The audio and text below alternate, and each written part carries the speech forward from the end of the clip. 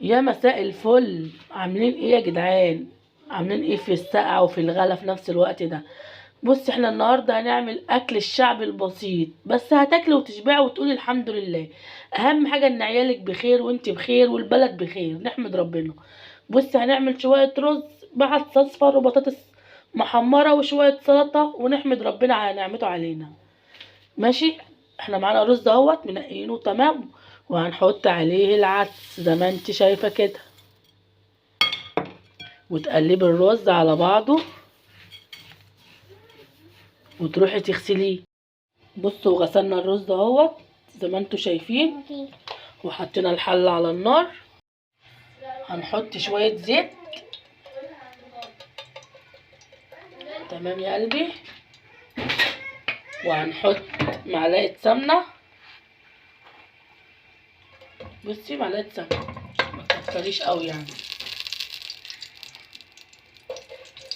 أكلة بسيطة بس جميلة. شوية رز كده بعدس أصفر، جنبه بطاطس محمرة وشوية سلطة. عايزة تعملي بيض مسلوق جنبه مفيش مشكلة، بس احنا عندنا برد فمش هنعمل بيض. انزلي بالرز بقى.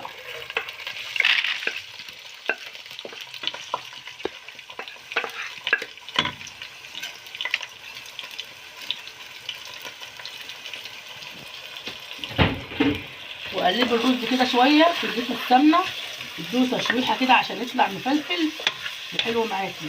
على فكرة ممكن تحطي له بصلاية، ممكن تحمري بصلاية وتحطيها، بس ما تصفرهاش قوي يعني. عايزة كده ماشي، عايزة كده ماشي. وتقلبي لغايه ما ياخد معاكي كده ايه، تشويحه، بحيث ان هو يشرب الزيت بتاعه ويطلع معاكي برده مفلفل في نفس الوقت. كمون. تمام. تنزلي عليه بالملح اهو، وتقلبي برده. تجيبي الملح كده بالكمون، لازم شويه كمون عليه تديله ريحه وطعم. تنزلي بقى عليه بالميه،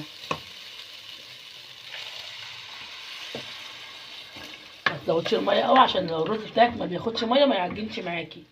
شويه ميه كده على ايه، على قد حبه الرز اللي معاكي. تمام. هنشوف الرز بتاعنا اخباره ايه.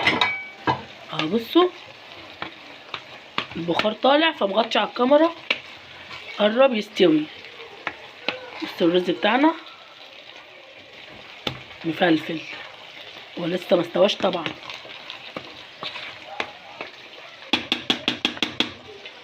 ونغطي عليه ونوطي النار عليه. والرز بتاعنا خلص اهوت، وعملنا السلطه، وعملنا الاكل زي ما انت شايفه. ادي الرز وادي السلطه وبطاطس المحمره الجميله مقرمشه، شفتي؟ وهتاكلي وتقولي الحمد لله على نعمه الله. لو عجبك الفيديو بتاعي اوعي تنسي الاشتراك في القناه بالله عليكي. ادعمي القناه بتاعتي. بحبك في الله. مع السلامه.